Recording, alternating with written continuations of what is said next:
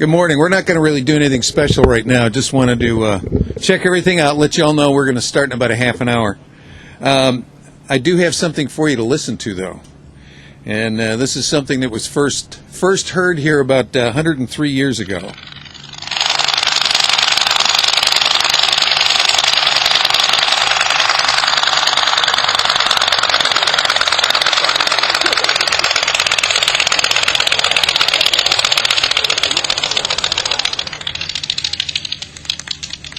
Well, that's the special effects for today, but that's the sound of a Blériot 11, and that's the first airplane that flew here.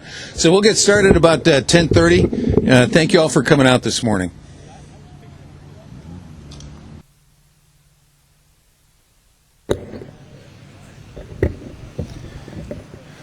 Hi, folks. Good morning.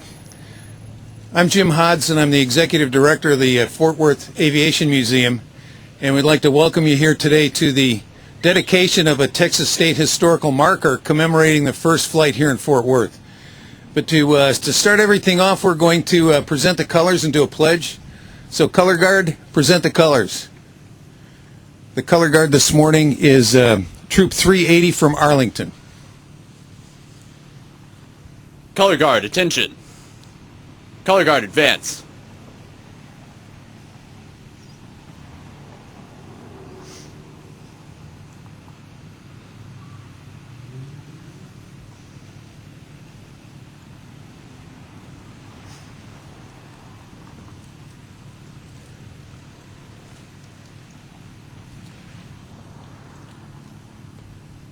Color Guard, present the colors.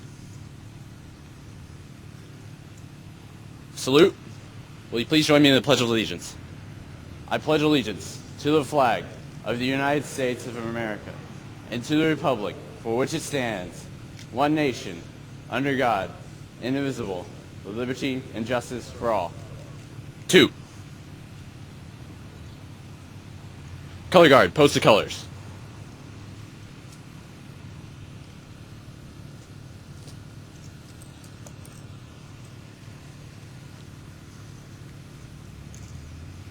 Return to post.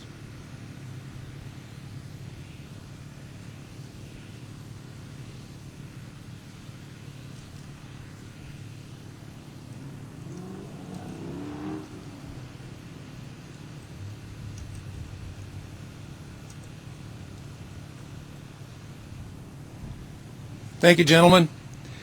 Before we get started with the speakers and the actual dedication, we've got a few thank yous that I'd like to acknowledge some folks.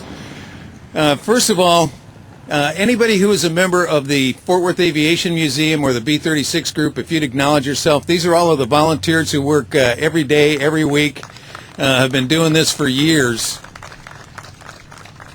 And this process is about the culmination of about 3 years' work, and so we wanted to do that. We've got some other folks here that I want to acknowledge. Mayor Price is here with us for a little while. And then we have council members Zim Zimmerman, Dennis Shingleton, and Jungus Jordan are here with us. Joel Burns sent along his regrets. He's ill today. Also, want to thank Bill Morris. Bill is here. Bill did a lot, he's in the back. Bill did most of the research on what took place to be able to get the historic marker here. He's also one of the sponsors. Sandra Youngblood with Parks Department. Where's Sandra? I know she's here. She's in the back. Part of what took place when we put the application in for the markers, you have to get approval from the owner of the ground to be able to put the markers application in. And when we did that about 3 years ago, we finally saw that on the application. And I can tell you that Sandra jumped through some hoops and literally in one day got the approval we needed to be able to put in the application. So if it was not for her, I'm not certain we'd all be here today. So I wanted to make sure we mention that. David Creek, who's also with the Parks Department. I don't know if David's here.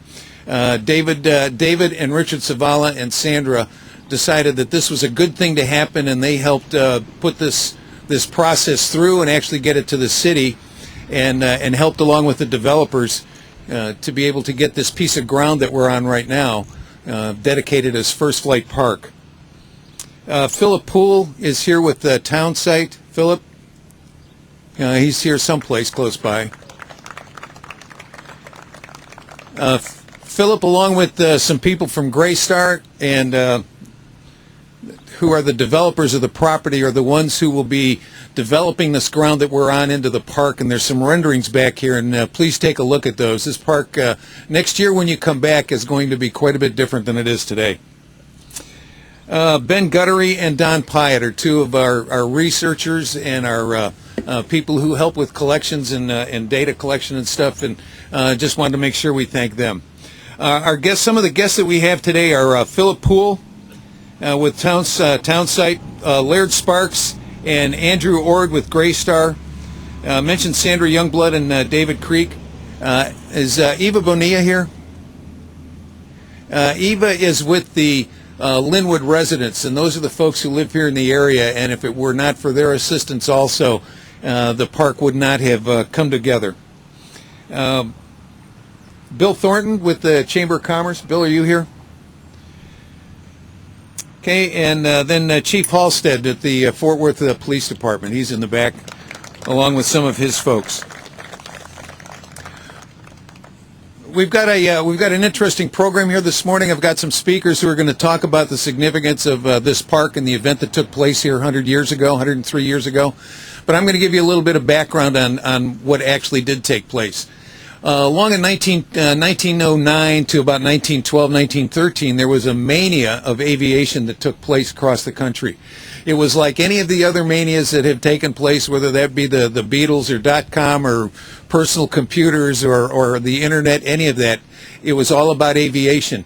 People all over the country were building airplanes in barns and trying to come up with the next best prop and build engines for airplanes and all of those kinds of things. It was happening everywhere. Well, in 1911, other than maybe a few people who had gone somewhere outside of Fort Worth, nobody had ever seen an airplane fly. And there was a group that was called the Moisant International Aviators. They were one of the first flying circuses, and they were traveling the country by train. Got to keep in mind, in 1910 and 1911, there were very few airports other than up in the New York area, and airplanes couldn't fly very far. So the Moisant International Aviators traveled from town to town on railroad cars. They had 7 of them. They would dismantle the airplanes, put them in one of the cars, and they would go from town to town. Whoever would pay the appearance fees. Now the Moisants had come to Houston late in 1910, and from Houston they'd gone to Dallas, and they spent nearly a week in Dallas at City Park, I believe it was. Amon Carter Sr. and some of the gentlemen here in the town were part of a group called the Fort Worth Aeronautical Society. And they went to Dallas and encouraged the Moisants to come here to Fort Worth to put on a flight demonstration. They paid the $5,000 appearance fee, and the Moisants showed up in town on January 12th or January 11th of 1911. This all took place right behind us here across the street, which is now part of Montgomery Plaza, but there's a railroad track there, and there was also at that point in time something called a driving park. It was a horse track. They also used it for automobiles. It was one of the only clear, flat places in the area, and it was right close to the railroad tracks. So they set up over there and set up in the stands, and on January 11th, or January 12th rather, was going to be the first day. The schools were let out. People came from all over. There were reported to be as many as 17,000 people who showed up here in this location to see that first flight. Unlike today, it was a cold, windy day like it often is in January, and they had a difficult time. They sent kites up to check the winds and the weather, and by late in the day, the crowd was getting a little anxious, and one of the aviators' name was Roland Garros, a little short Frenchman. Became the first French ace in the First World War. But Roland, with the words, "I think I will fly," climbed into his Blériot 11 and took off down the driving park. Took off down to the south, made it up into the air, made a couple of circles around North Fort Worth, and then landed. And that was the first flight that took place. And so from there, all kinds of things have happened here. They flew again the next day, but that was the first powered flight that took place here. Now we're going to fast forward just a little bit on that and talk about how the marker took place and what happened here with that. 3 years ago, we started the North Texas Aviation Centennial. We did 154 activities during 1911 or 2011 to commemorate that 100 years of what had taken place in the area. Part of that was to identify some of the landmarks here across North Texas that are no longer visible, like the ground we're standing on. There were very few people who even knew that when the first flight had taken place, let alone where it had taken place. Through most of the research by Bill Morris, we found out that it took place here in what is now Montgomery Plaza.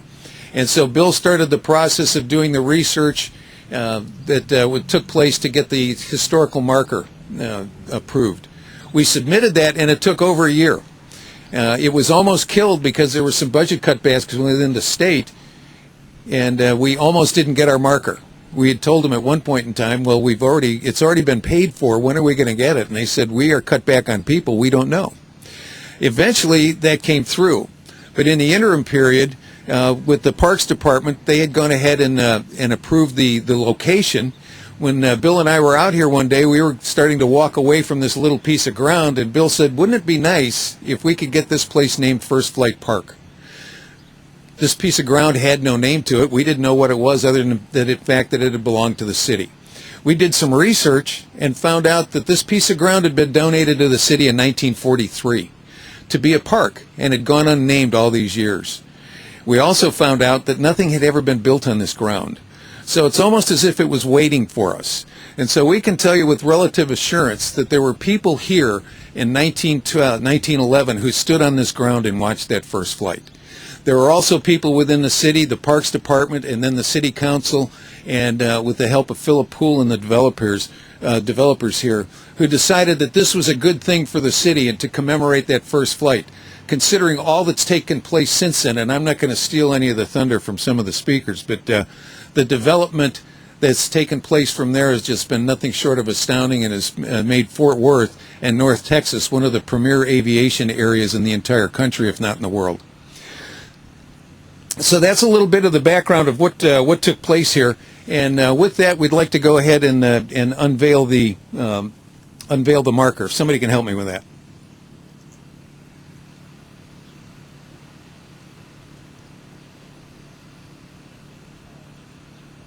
You just grab the other side, and I think you can just pull it off on the other side. This one? Yeah. So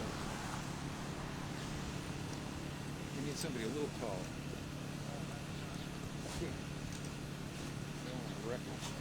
Yeah. Okay.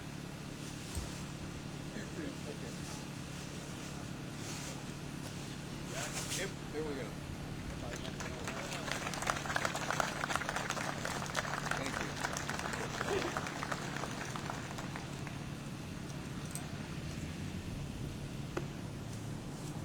We're actually running a little ahead on time. That'll give everybody else a chance to talk a little bit more, I guess. But this is the marker. I would like to have you all take the opportunity here a little bit later this morning and come over and take a look at it and read it. It is not just about the first flight. It is about what that first flight has meant to North Texas and Fort Worth. With that, I'm going to ask Richard Savala to come forward. Richard has some comments that he'd like to make. Richard is with the Parks and Community Service Department, and he's going to tell us about the importance of recognizing history of the park system and general recognition and appreciation of this project. Richard? Thank you. The plane was called Spirit of Liberty, right?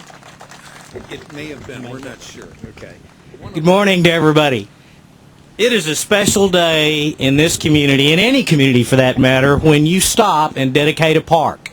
Because what you're saying is that the quality of life in a community is important, and you're saying that to current generations, but more importantly, you're saying it to future generations, because we are leaving a legacy of green space and open space and quality of life for future generations. It's also special today because we are commemorating the past, and of course, you need to know where you've been to know where you're going. And if you think about what happened in 1911, tomorrow, on January 12th, 17,000 people came out to watch this flight. The population in Fort Worth, Texas in 1910 was 73,000. So almost a quarter of the population of the city came out to watch this event. Now, I did a little bit more research, and there was about another quarter that was getting ready for the stock show and rodeo because it existed at the time. There was another quarter just taking care of business, and there was another quarter that was sleeping off a night at Hell's Half Acre. So that gives you the significance. But if you think about what was laid here, and this community, when the foundation of this community is ranching, oil and gas, and it's aviation. And all that comes together with the things that I just said. The foundation of all that is a frontier spirit that we have carried in Fort Worth, Texas all these years. A spirit that says, juntos podemos, together we can, and that's what we're doing today. So I'll leave you with this, and those memorable words of Forrest Gump. That's a good thing. One more park.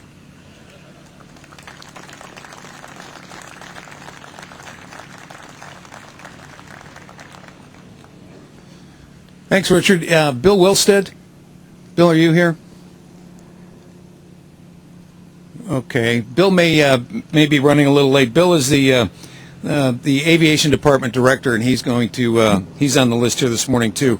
But Dawn Youngblood, I know is here. Dawn is the archivist for the Tarrant County Archives, and she's going to talk a little bit about Tarrant County Aviation World Records. Dawn.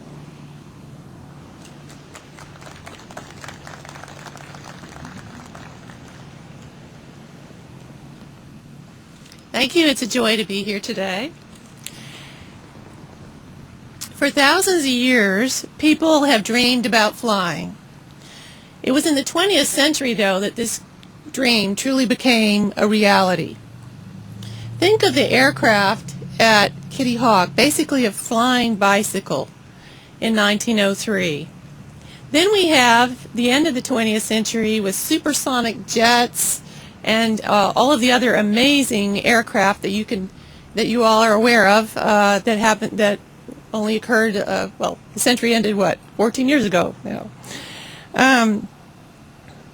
Okay, we're here to celebrate one first in aviation. Along the way, however, there were many firsts.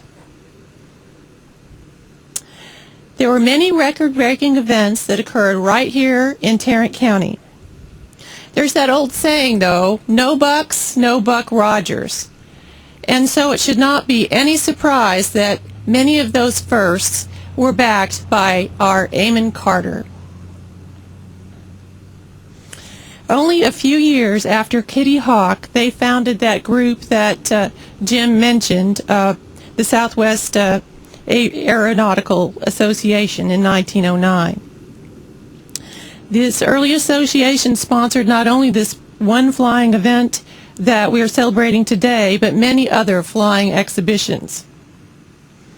Another first occurred that very same year in 1911 when Cal Rogers was the first person to fly into Fort Worth.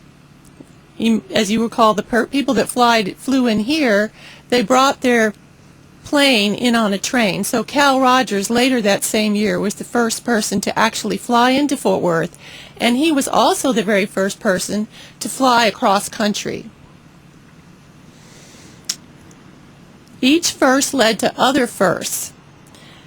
And at that very grand celebration in downtown Fort Worth, when they feted Cal Rogers at the Westbrook Hotel and at the Majestic Theater, there was a young Fort Worth boy in the crowd named Ormer Locklear.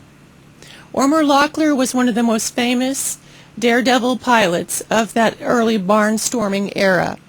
He was definitely a Fort Worth boy, and he was said to be the first person to walk on an airplane wing.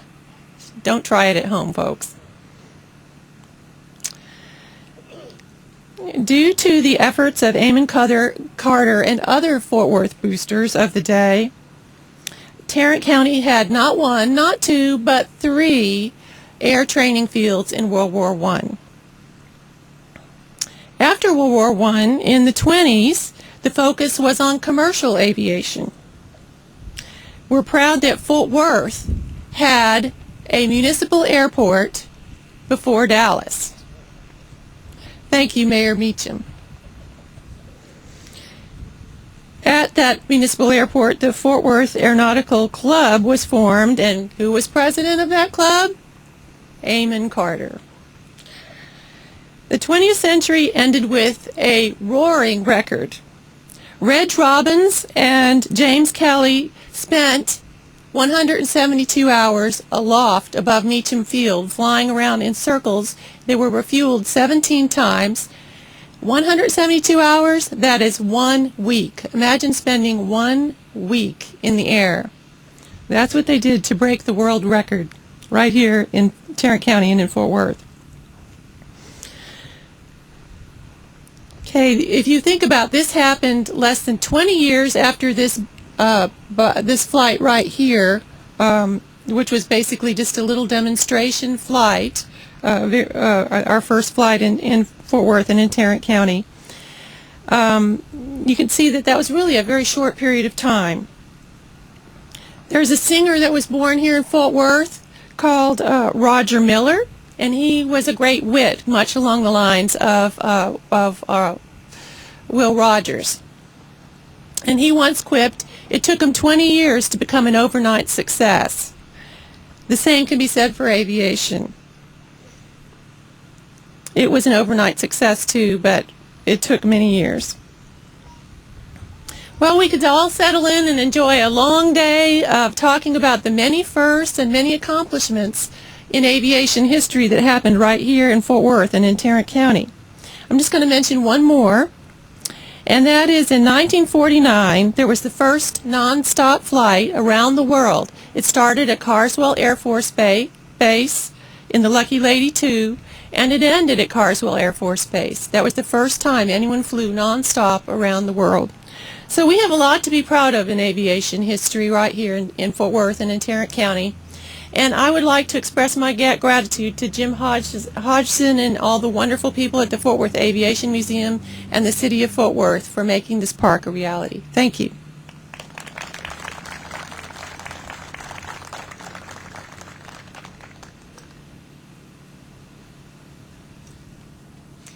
Thank you, Dawn. She also has a very good aviation collection down at the archives. If you haven't been down there, do you still have that out? Okay, so she still has that display out at the archives downtown. I encourage you to go take a look at it. It's pretty good.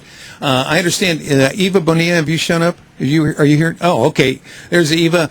Mentioned Eva's with the Linwood residents here, and she is very instrumental in this park happening. So we wanted to welcome you here too, Eva. You may have seen this blue silhouette on the ground over here and wondered what that is. One of our volunteers, Ben Guttery, put that together for us. That is a full-scale silhouette replica of a Blériot 11. So you can get some kind of an idea of what size that airplane was. Not very big at all. I think the wingspan is 28 feet. Let's see, the next speaker is Mr. Michael O'Hara. He's the Deputy Regional Administrator for the FAA, and he's going to talk about the impact of aviation advancements since the early 20s here in North Texas. Michael? Thank you. Appreciate it. Good morning, everyone, and thank you for the opportunity to take part in celebrating this historic aviation milestone. We've heard a little bit about it this morning, and we know that aviation has long been a part of Fort Worth's history back until just a few days after, a few years, I guess, after the Wright brothers' historic flight in 1903. And today, with this beautiful marker, we're commemorating the first powered flight here in Fort Worth, an event that helped set the course for many other local aviation events that followed.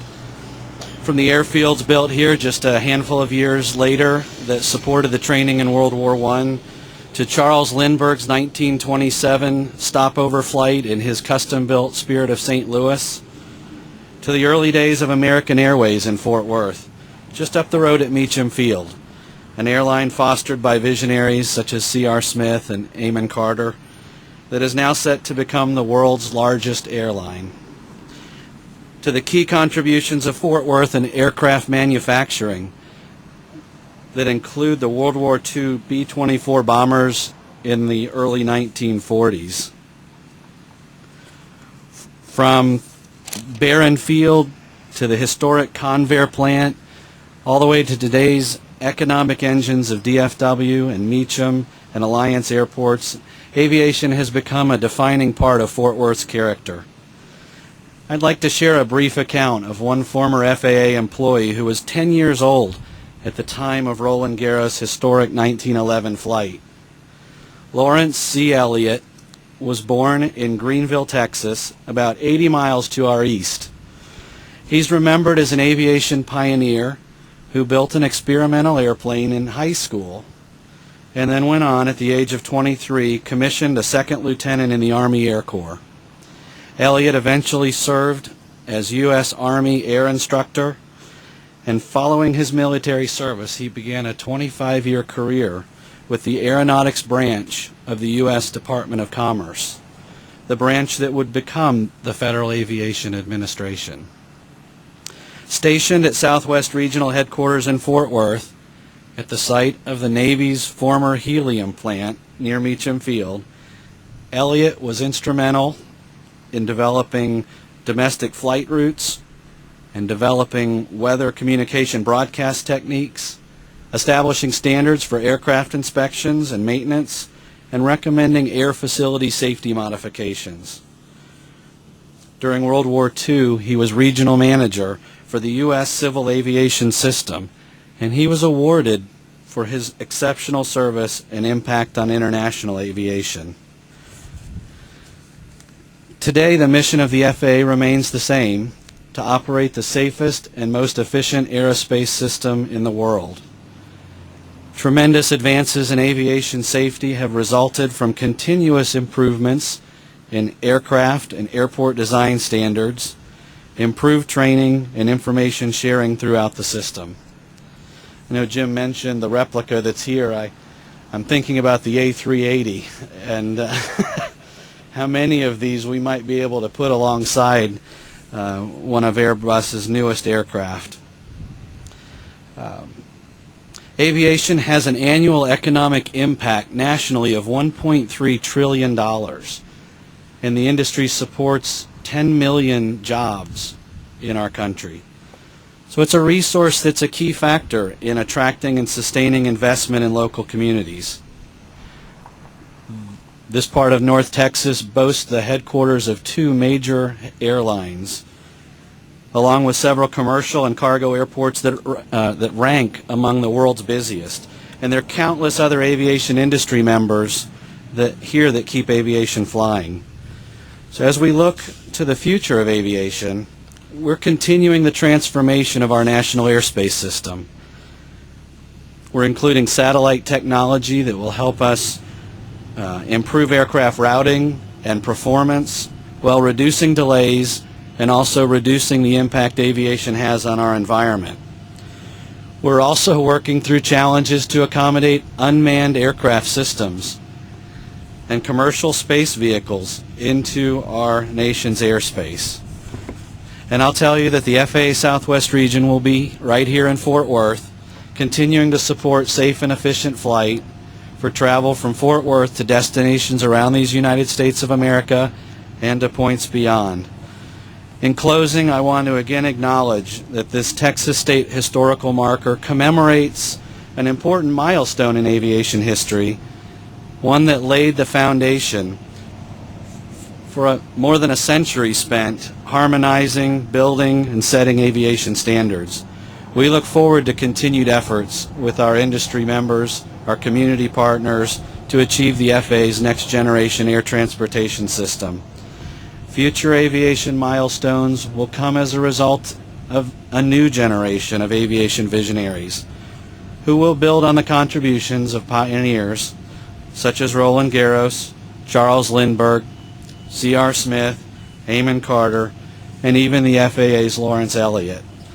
So thank you to everyone who made this dedication possible this morning, and I'm truly privileged to be a part of it. Thank you all. Thank you, Jim.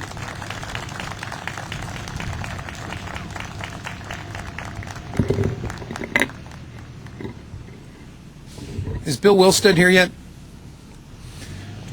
Okay, that'll give me a chance to do a commercial. First of all, we'd like to encourage all of you to come out to the museum. We're located on the far south end of Meacham Field off of Ross Avenue, Long Avenue. We're 3 blocks west of Main Street on Long at Ross Avenue. We tell the story of aviation here in North Texas. We talk a lot about the Air Force Plant 4 and the B-36 Peacemaker, along with the Forward Air Controllers Museum. We have 24 combat aircraft. And if you see anybody here in a bright yellow shirt, in case you can't see the shirt, the folks with the bright yellow shirts are the folks who work on our airplanes. And even though the airplanes no longer fly, they require constant maintenance and upkeep. And so if you're interested in coming out and helping with that, or just want to talk about our airplanes, grab any one of the folks that's in the bright yellow shirt, and they'll be able to tell you about that. As far as the museum itself is concerned, you'll see a number of people here today in purple vests that say "Follow me" on the back.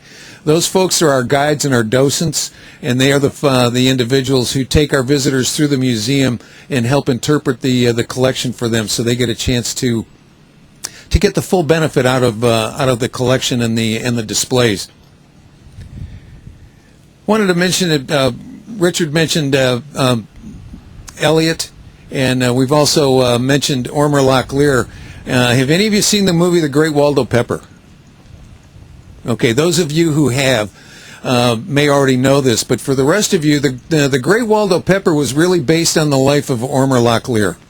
And there's a gentleman in there who was a pilot along with Ormer, and he became part of the CAA at the time, that is really about early aviation, especially here in the Fort Worth area. One of the other things that's significant about what we're doing here today is that I've been told for a long time that the people of Fort Worth and North Texas really don't care about their aviation history and heritage. And my attitude has been for a long time, I don't believe that they don't care, I believe that they're unaware. Because if you look around, most of the landmarks of aviation no longer exist. The 3 fields that were built during World War I. There are people in Benbrook whose houses are built on the slabs of the hangars from that first World War I airfield. There's just a small, tiny building that's not even as much larger than an SUV. That's a bomb building. Was at the site of Barron Field. There's only a marker where Cal Rogers and the 1st Aero Squadron landed, but there's nothing else much there. So we really feel that we're helping put the landmarks back on the map. And we will be publishing here later this month a list of some of the landmarks or some of the areas that we consider significant history. There's about 20 of them that we have now. We keep uncovering things all the time. And we're also going to let the public know about what we consider the most endangered aviation landmark. There is a World War I bombing target that's up north of Saginaw that is in the path of development, and we want to see that that's preserved. So at any rate, I encourage you all to come out to the museum and visit with us, see what we have to offer. We have programs all year. And Richard is here. Oh, okay. Well, I've just been told Bill Wilstead won't be here. He suffered some food poisoning, so unfortunately he won't be with us. What I am going to do is take another couple of minutes, though, and in just a little while we're going to have a flyover. The flyover started out as a single airplane that was going to commemorate the airplanes that have been built here, and that flyover has grown to 7 airplanes, eight airplanes now. As I speak, we get more and more airplanes. Oh, okay. Let me read the whole note here. Bill Wilstead has food poisoning, ate French food last night. Okay.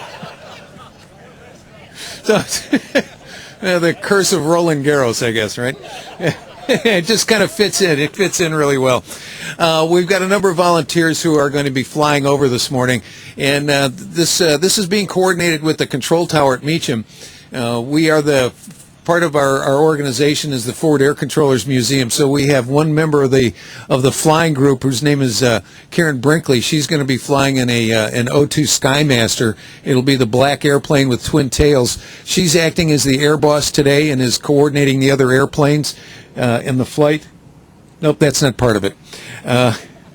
And we also have a gentleman here in in full camo back against the fence. Doc Lambert. Doc, if you'd raise your hand. Yeah, you can't see him right. He's against the fence. Doc is acting as the forward air controller on the ground. He'll be talking to Karen and the flight when they start to get here in the area, and then he'll also be coordinating with the tower when we do the balloon launch after that. But I wanted to mention the people who'll be flying for you today, and this is all volunteer again. I don't have all the type aircraft they're flying, but Roy Gear is going to be flying. John Winchester, Tom Jett, Jeff Jackson, Rusty Williams, Wynn Harris, of course Karen in her O2, and Rev Stimson will be flying a T-34 Mentor. So we'll deal with that in just a little while, but for now, the next person up on the list here is our good friend and supporter of what we've been doing for a long time now, Zim Zimmerman.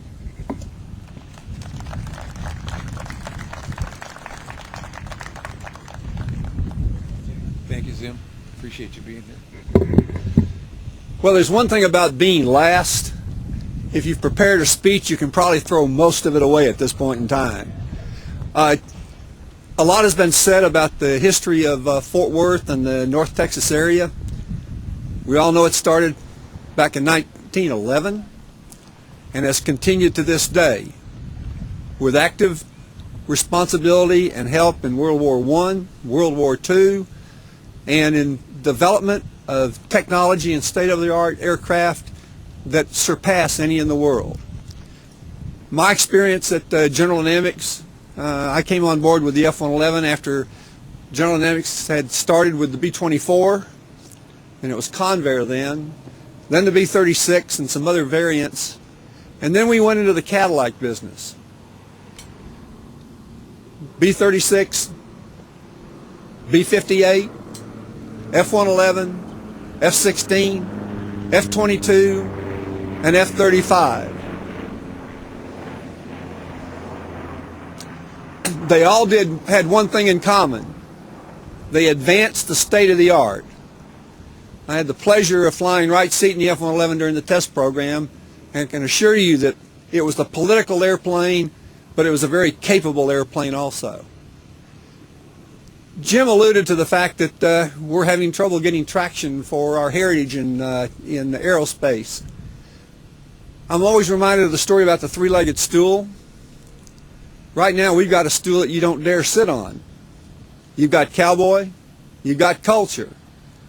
But the aviation leg of that is really short, so you got to be real careful how you balance on that one.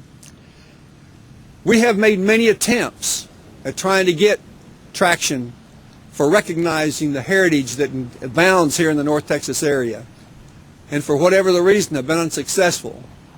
Now Jim Hodgson, Bill Morris, and the Fort Worth Aviation Museum have come up with a different approach. It's kind of slow but steady, and they've done an awesome job. The thing we've got to be concerned about is if you look at the folks that were introduced, look at me, we're the carriers of the heritage right now, and we're not going to be around all that long. If you look at some of the great pilots and aviation experts from this area, Neil Anderson comes to mind as an example. We lost Neil without gaining all of the things that Neil brought to the table. Bob Cunningham, a brilliant airframe artist. We've got his work, but we didn't have a chance to really get to know and document Bob and his great work. But these things are not in a museum. They're in somebody's private care and collection, and if we don't do something to get this going and get it organized, then that'll be a heritage that'll only be remembered by a few. So I challenge everybody here today, and everybody that's listening and everybody that covers this, we have to get our place in history recognized in the aviation world. So Jim, to you and your team, hats off. You're doing a great job. I would be remiss, sure, give them a hand.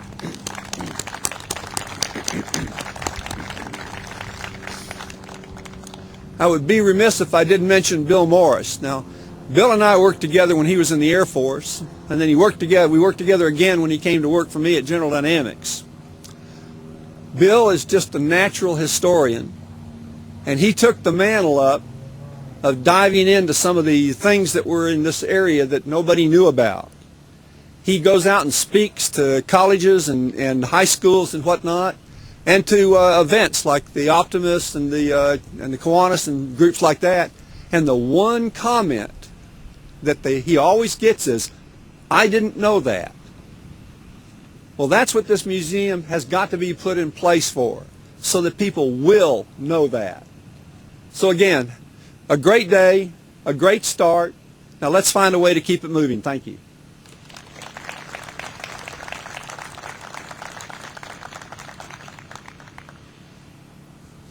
Thank you, Jim. I've just been told that the airplanes are getting ready to leave Meacham. They originally planned to be here at 11:30. We told them if they can be here earlier, that would be fine. We're actually running a little ahead of schedule. So for right now, we will let you know when the airplanes are in the air and they're going to be coming in. They're going to come in from the east, and they're going to make two passes for us. So they'll come in from the east. They'll make a pass over the park. I'm not certain which way they're going to turn, probably to the south, but I'm not certain of that. And then they will make a pass back to the north and depart the area. Once they're out of the area, we'll get ready to do a balloon launch. I noticed that a few of them have already gained freedom and took flight just a little bit ago. But so at any rate, again, I'd like to thank you all for being here today. We'll give you a heads up when the airplanes are coming out. And I did something a little bit earlier for folks who were here early, and I will do this again for those who weren't here. This is one of our audio enhancements to the program. Hold on here just a second. Not many people have heard the sound I'm going to play for you here. This is how lightweight aluminum technology makes the Jaguar XJR feel so alive. This is the sound of a Blériot 11.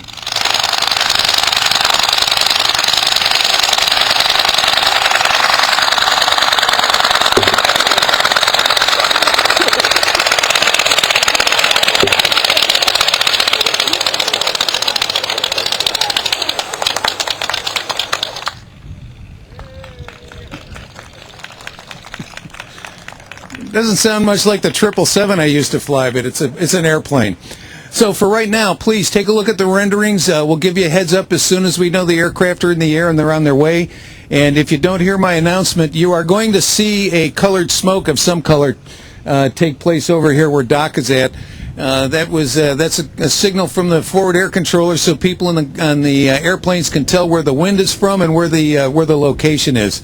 And so we call it popping a smoke. So Doc will pop a smoke here in a little while, and we'll let you know about that. So,